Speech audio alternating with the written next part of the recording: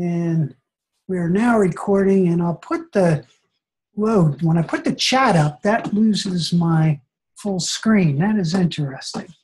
Okay, let me get rid of the chat. And I'm going to stop the share for a second. Now I'm going to go back to share. Dun, dun, dun, dun. Okay, there we go.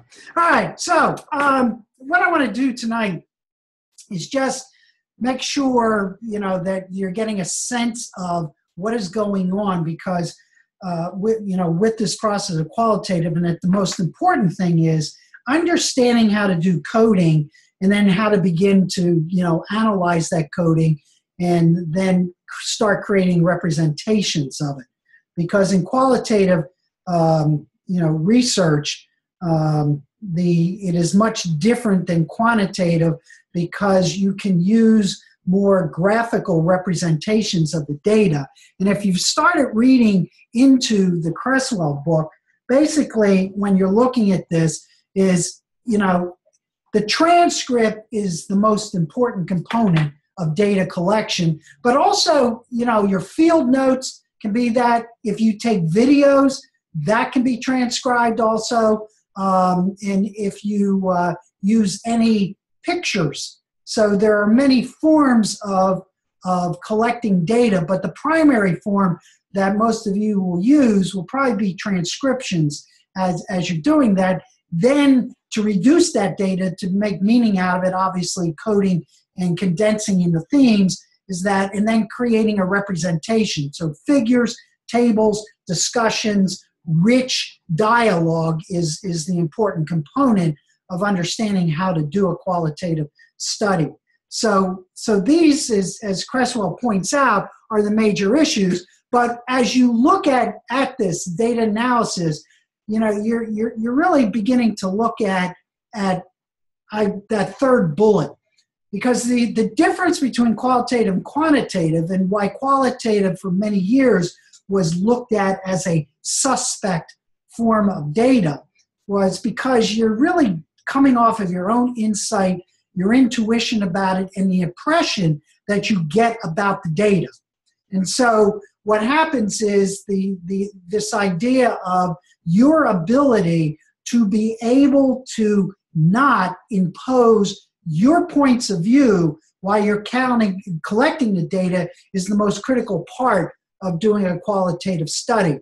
And generally you use the word bracketing any assumptions that you have about it, and that what Cresswell talks about is this contour of analysis. And if you've been looking at that chapter, really what a good way of looking at it is, okay, I collect the data, the text, etc. Then what I have to start doing is manage that data. Now, simply, I had you do one interview. And the reason for it was just to get you used to understanding what transcription is about, collecting data, but what will become important for you depending on the type of study you do, even if it's a mixed method study, is this ability to manage the data, being able to put it into files, units, organizing it so that when you move up the spiral, now you begin to do the reading and memoing about this, meaning you reflect upon the data, you write notes about it, because some of your data can be observations from the field. So the notes that you take from the field, or you can record what's going on in the field and listen to that, or look at it from a video point of view. But what you're going to do then is write reflections about it. You'll take notes about it. You'll look at types of questions that begin to emerge, because what that leads you into then is describing, classifying, interpreting. So you begin to put categories, you begin to organize, you start using the different forms of coding. Now, when you look at the Saldanis book, you can see the myriads of coding that are available to you.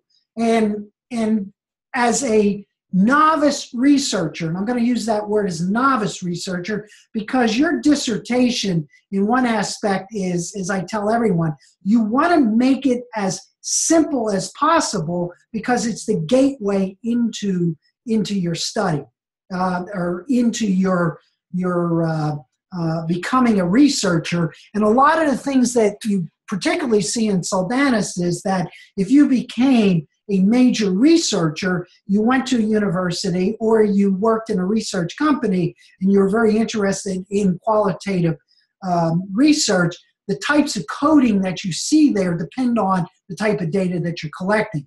So I just wanted to make sure that you understand that coding is not a simple process. There are many forms, but what drives that coding is the type of study that you're doing, the type of data that you're collecting. And then the final aspect of it is really beginning to represent and visualizing the data. And you'll see that in a couple minutes when we look at his templates for the different ways of putting data together.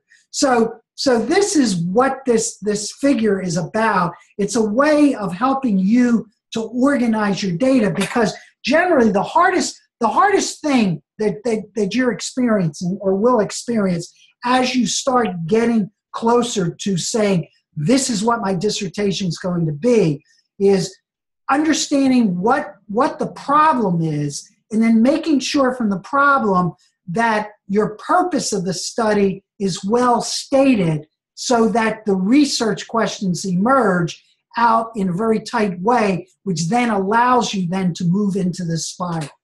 So does that make sense to everyone? Just want to make sure that you're getting a sense of what this is about, because I'm having you do it simply, but if you get into, for example, you do multiple case studies, you'll be collecting data from maybe 2 or 3 sites. Or if you're doing a phenomenological study and you're collecting data from, let's say, 4 to 6 individuals, but you're doing a set of 3 interviews with each one of them, that's going to be a lot of data. So the ability for you to understand what the basic parameters of how to do this, how to do the spiral, will help you greatly. Okay? And then another way that he does is, so you're organizing the data, reading and doing memoing, which is you now putting your point of view onto that data that you're beginning to see.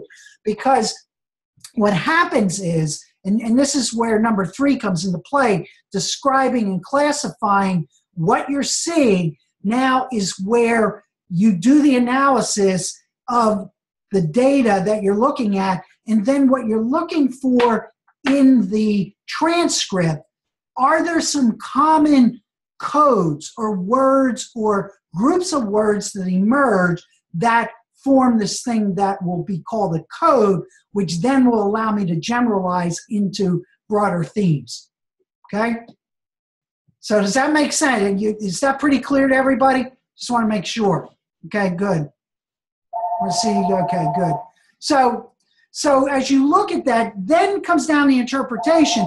And what happens is, so 3, 4, and 5 are going to be your chapter 4.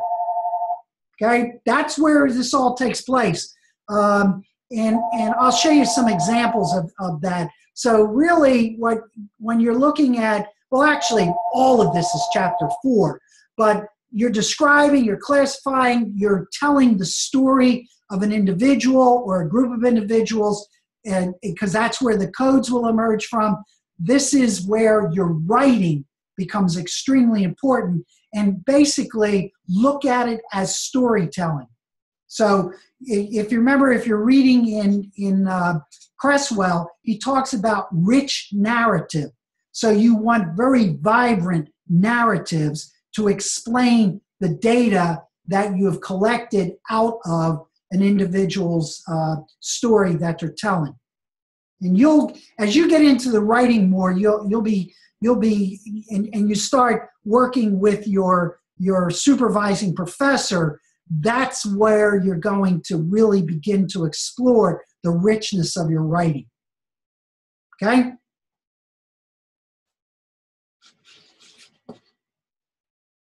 So codes and themes. Now, when I ask you, so when we start talking about this, if you were talking to someone who knew nothing about this, how would you define coding and themes to a person who knows nothing about this?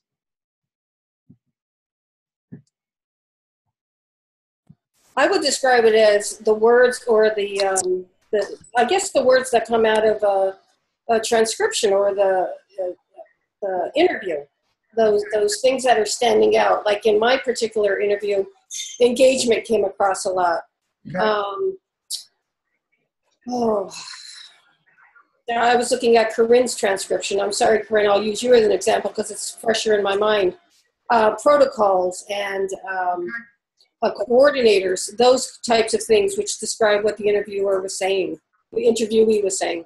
And so when you're doing that, what's going on inside of your mind as you're looking at the data? So when you look at the ones that you came up with, why did you come up with those?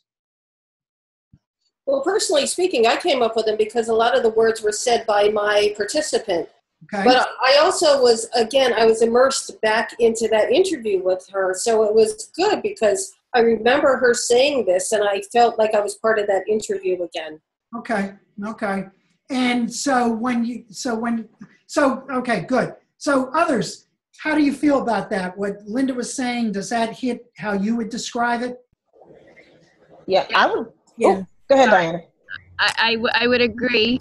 And I would think that it also kind of ties to the questions. So I assume that when I haven't gotten my partner's transcript yet, but when I do, I would look at the questions and then see if some of it was answered through the interview.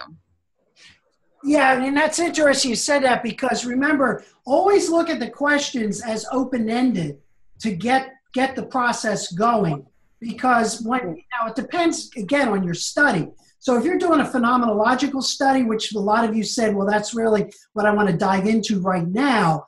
You want to look at the questions, but remember, it's the participant, as they react to those questions, they might take you in different directions, which is okay, and you can steer them back. But again, what you're trying to pull out is that in statu, sitting, the setting of the person, getting them to give you the experience of how they're interacting, whatever the phenomenon is.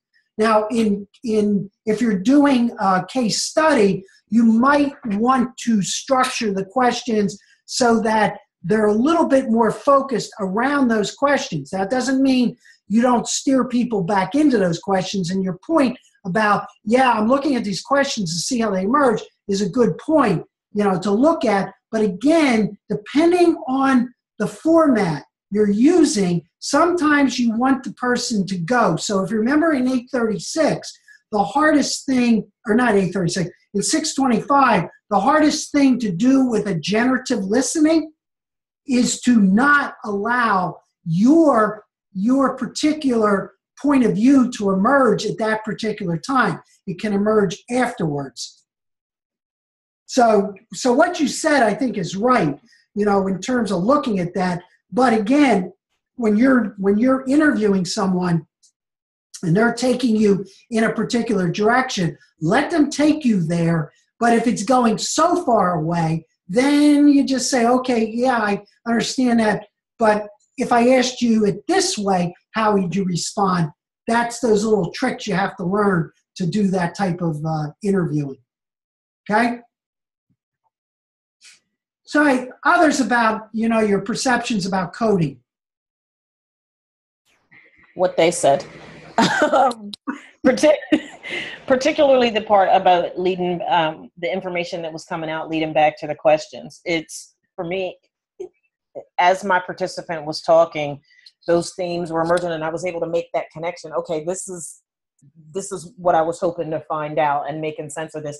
The one thing that I wanted to ask you, Dr. Gould, is I found myself, even though I had sort of laid the groundwork before the interview started, I found myself having to ask my participant if she could elaborate more. What does that look like? What do you mean by that? Is that okay? No, that's fine. That's real good. Because remember what happened when we were doing the, in 625, the assumption of a lot of people when you're doing an interview is what comes to their mind. What's going on inside their head?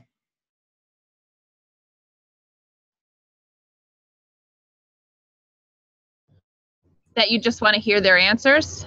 Yeah, well, yeah, an interview is what? Tell me the questions, I'll give you the answer, give me the next question. Right. Yeah, that's how it was for the first few minutes. And at one point I paused and said, you know, I'd really like to know more. What do these, as we're talking, what do these things mean to you? Good. How do you feel when you're talking to me about this, that, and the other? And can you paint that picture for me so that I can get a better idea of what this experience was like for you? Because I don't know. Yeah, and what happened? She started talking more openly. Yeah, so those are very good techniques to do that. So help me understand a little bit more about what you're saying, or can you clarify that more? Tell me a little bit more about that. So you'll get used to that as you do more and more interviewing, because again, the important thing is, and again, you've got to constantly be aware of this in your own head, is that you're not, as you're listening to them, don't try to answer their question. Don't try to come up with what you think it should be. That's the most important thing in qualitative, because what happens, you know, the criticism to qualitative in the beginning was that, well, it's not rigorous. It's when you look at a quantitative versus a qualitative, you're controlling for variables. You don't, and you as the researcher, you have no interaction in it.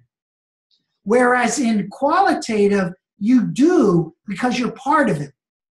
So that's why it works very well in the field, works very well in social sciences, it works very well, particularly in the health field, particularly in counseling, particularly in psychology, etc. And there's where you see the use of phenomenology quite a bit. Because if you look at the Drexel dissertations and you go look at phenomenological ones, you're going to see a lot coming out of education right now, but you'll see quite a few coming out of school of nursing. Because what you're trying to do is understand that person's experience to this particular event or this particular phenomenon. So those techniques are what particularly what I want you to get out of this course at the end of 10 weeks is, one, you know how to begin to do interviewing, or you're aware of that process so that you're able to bracket in your own mind, and that you begin to understand what coding is about, and then what you do with the coding and how you present that data at the end. So that to me is the most important thing. Okay? So my sense is that you guys are getting that. I think looking at your transcript material, it's good, and I'm looking forward to what you come out of this. Now, the coding issues that you have to be careful of is don't get into counting the number of codes that you have, because then that gives it a quantitative. You're not looking for, well, I need 10 codes or I need 3 codes. You might only end up with 4 codes or 5 codes. That's it. You let the data determine. So you're not saying, well, you need 10 codes or 12 codes to make it more rigorous. No. What you want to do, though, is that you want to, as you said, and I think, Linda, you said this, in Vito, exact words or segments begin to emerge, because here were some of the words that I constantly saw in those transcripts. So that's a code. Or it might be 2 or 3 words, which is okay. So make sure you're aware of what that coding is, and then really, when you begin taking information apart, what happens is you want to go the opposite way. The code should lead to broad units of information.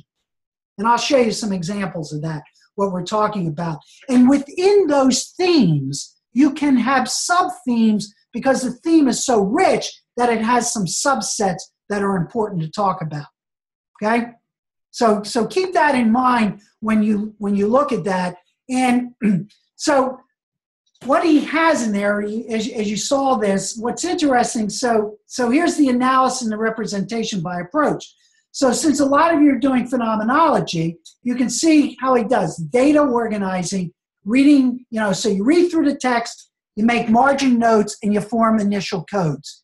And if you read Soldanis, what you're doing there is you can do a first preliminary set of codes, then go back and look at it, or have someone else read it. So what I'm having you do is to share your text with each other to get used to having someone else look at it and see how they come up with it.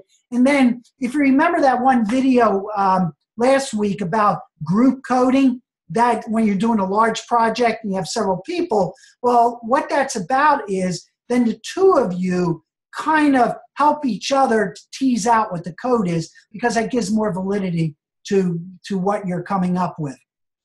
So then the next one, describe personal experiences through EPIC. And what that means is that you bracket this, you tell it like it is. This is what the person is saying, and you keep that. Then what you move into is describe the essence of the phenomenon. There's where you begin to interact with that data. So classifying the data into codes, again, I'm using phenomenology, develop significant statements, statement groups, which then really will begin to move into your meaning. A lot of the stuff that you see is that where coding really started to come out of is grounded theory studies. So if you look at grounded theory and phenomenology, actually, if you look across all of them, the process is similar, but if you look at a narrative, the describing and coding is done through a story. It's a narrative. The phenomenology, the description is through the personal experiences that emerge from the transcript. Where grounded theory works is describe open coding categories, because you're trying to understand this to see if the phenomenon that you're looking at emerges with some type of theory that can describe what's going on. Ethnography, I tell you, we're going to keep away from that because they take much longer to do, because they come out of anthropology. But case study, what you're doing there is you're really describing the data, describes the case and its context.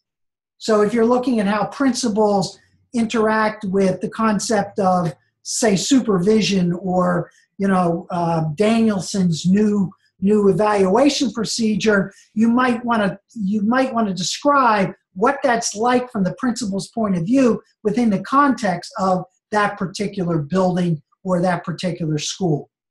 Okay? So then classifying the data into themes.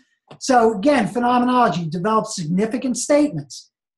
But if you go across those, you can see what he's saying, and then he continues by, okay, how do you interpret the data? In phenomenology, develop a contextual description of what happened. So, and I'll share with you this week or beginning next week, I'll take a couple chapter 4s out of phenomenologies of students have completed dissertations, and I'll send you those sections that do the textual description of what happened. Because what you do at that point is, as he says, now you're telling how that person interacted with it, what was the experience of what they were doing, and then what you get involved in is being able to put your point of view into the narrative, particularly if you're doing interpretive phenomenology. And then finally, representing. A lot of times what you want to do is use figures or tables or put it into some form, and I'll show you an example of that in a couple minutes. Okay? So I hopefully when you read through this and you read his text related to this stuff's making sense to you. And if it doesn't as you go through it, anytime, just shoot me an email and I will try to help you through the process of what you're having a problem with. Okay? All right, so a narrative analysis. So I'm going to just look at these real quick. So if you're doing a narrative, he basically breaks these down for you to look at that. You can read about that in the chapters. I don't think anyone's doing a narrative. Now, if you're obviously phenomenology, because a lot of you are looking at that, here's how you do it. You describe the personal experience, significant statements, then you put it into meanings, you write textual descriptions, structural descriptions, and then what you end up doing is you create this sense of what the codes look like and what the themes look like. Now, instead of just staying on this, let me just show you an example. So here's a study that a person did with a group of students who were who had emotional behavioral disorders. And what they were looking at was how a group of kids were functioning in this online environment called Quest Atlantis. That's what QA stands for. So in looking through all of the descriptions and reading through those, these are the codes that this person came up with. So one code was learning in Quest Atlantis. That seemed to be a very powerful code across the board. And they only did 4 participants. And they interviewed them 3 times over the course of 2 months. Learning needs, because these were special ed kids. The study was focused on the fact that this group of kids, and if those of you who know special ed, is that emotional support or partial hospitalization kids, these are pretty tough kids to deal with a lot of times because their behaviors and their socialization skills totally block their ability to learn. So what this person was looking at was, okay, how are these kids working? And what they discovered was that as long as they were working in this online environment, they also started using other types of virtual environments. They started playing in other ones that were there. Then Quest and missions were very important to them because that is what makes up Quest Atlantis. And Quest Atlantis is used by 30-some thousand kids around the world, and it's dealing with developing a social consciousness, a sense of mathematics, a sense of writing, and a sense of science by doing what's called quest and missions. And then there's a lot of socialization. So these were their codes. And then what they did was, from the codes, they created a theme chart. So understanding experience of emotional behavioral disorder students in a virtual reality environment. So they came up with 3 main themes: emergence of self-confidence, play and learning within the virtual world, and development of positive social interactions. But the stories were so rich that just having a simple theme, the richness of those themes, then that person developed subcodes. So you can see those subcodes. So under emergence of self-confidence, as the more complex the virtual learning environment, the students develop a stronger sense of self-confidence. And why that was very important is that when you looked at the literature, that kids who have EBD, many times, very poor self-confidence. But what they were starting to find from this group of kids is that really developed. So that became a sub-theme that needed to be talked about in the analysis.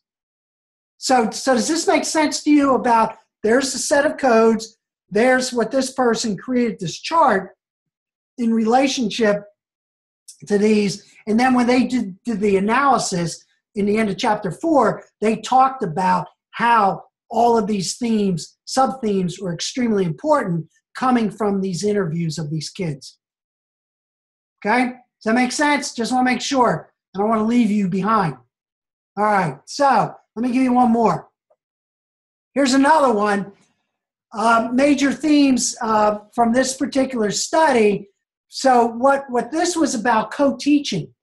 So this person embedded their codes in the discussion, and so they created this chart that said, here are the major themes, so personality and co-teaching partnerships, and here are the sub-themes, so connecting on a personal level, partners must have complementary, not necessarily identical personality types. So some interesting data was coming out of the interviews of these teachers who were in a co-teaching process. So this is what we're talking about, a graphic representation to help the reader see this graphically. Then the next section was a detailed interaction around these and relating it back to chapter 2, the research, and to their theoretical construct in chapter 1.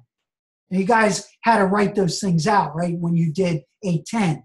So you did your, so when you read about your philosophical stance, to one extent, when you're writing your chapter 4 and you're relating back what these things mean to both your stance and to the literature, that then is how you connect chapter 1, chapter 2 to your chapter 4 analysis. Dr. Gould, are you saying that we can actually use a chart similar to this or like this in our dissertation when we do the final? You sure right? can. Oh, awesome. Yeah, because these are dissertations. These are dissertations that have been completed.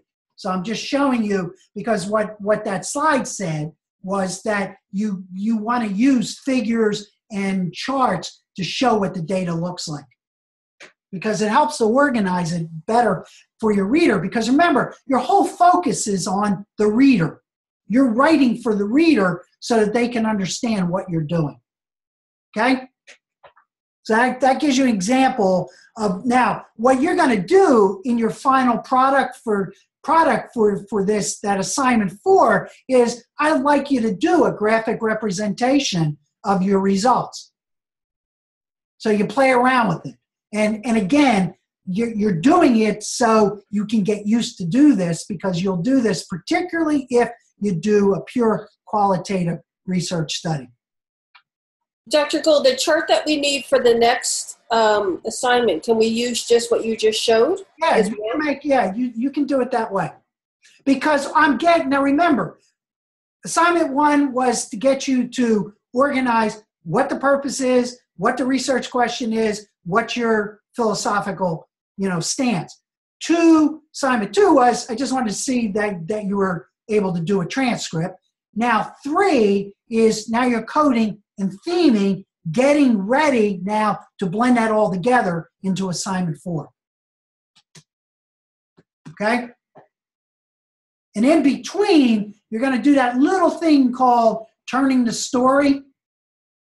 And what will happen in turning the story is that you're going to take your study. So if you're doing a phenomenology, then I'm going to have you rewrite your research question based on the other 4 types, because that will tell me that you understand those 4 types. Okay?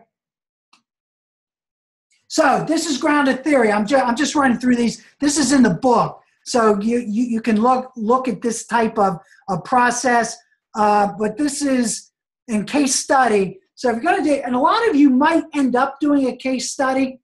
So what you do in case study analysis and representation is that you categorize an aggregation of the data.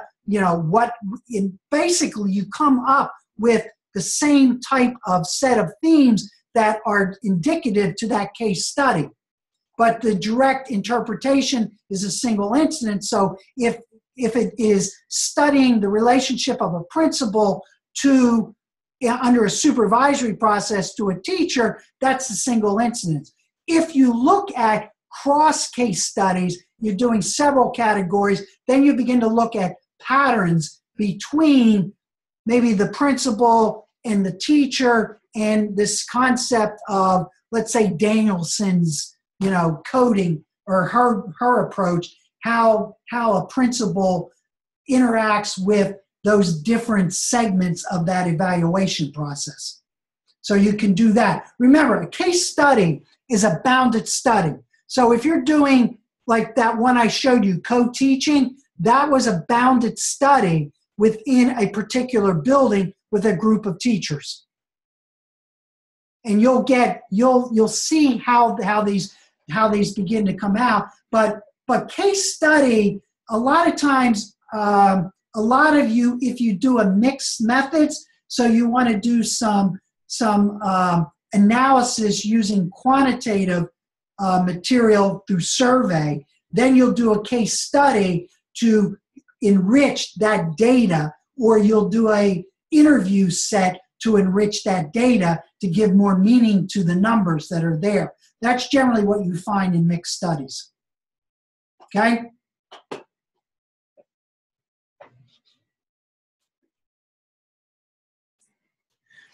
So really what you want to do is the most detailed, the one that you're going to write the most in relationship to a structured approach is grounded theory and phenomenology, because, and what I mean by that is that there's definite structures to each one of these, particularly in phenomenology, is you need to make sure that you bracket, then you look at letting go to allow your information, your experience to interact in the analysis. So it's very detailed, it's very structured. The ethnography and case study, that's common analysis and procedures. So if you want to do a case study, you're going to look at Yin's book, who is the guru of case study. And so you follow those procedures, and the least restrictive really is narrative, because the story is where the analysis is done, and the story is not structured. It's just a wide open narrative around a particular issue that you're looking at in relationship to the question. So the most detailed, again, and for most of you who are doing phenomenology, is that the key there is bracket, bracket, bracket. Then you move into what is called a humanitic approach, where you then can interpret the data. You become part of the analysis. All right? So let that percolate for a while. Right now, what I want to see is when you hand in your coding after you've interacted with each other, and that way I can give you much more detailed analysis of what you're doing. So when I get those back from you, what I'm going to do is set up the way we did with the first one, individual interviews with each one of you, because I think it works better that way. Does that make sense to everybody? Okay. So do you have, that's it for slides. What questions, comments do you have for me right now? Well, mine is just on a side note. I haven't gotten a script from anyone in my group. I did reach out to them again last night. Victor's in India. Right. Ian's at a conference, and I haven't heard from the girls yet, but I'm hoping to get somebody to be my partner. Okay, well, if you have, if you're still running into time problems, you know, with either one of them, because obviously, Vicky, and I was concerned about Victor obviously being, because there's what, seven hours, I think 7-8 hours difference. So we can work that through, or I can work with him separately. If you can get Ian, Okay. Yeah, if you can get a hold of him, that's good. And if you need a couple extra days, that's okay. Okay, thank you. All right. So anything else for the good of the order? And as you read 8, I want you to, you know, I just took you through this briefly. Go through 8 again. And as you think about what I said and what you're reading there, if something jumps out at you that you need more explanation, shoot me an email, okay? Because that's the best way of doing that. So otherwise, I have nothing else to say. And therefore, I'm just going to stop the recording. And then if there's nothing else at this point, you guys can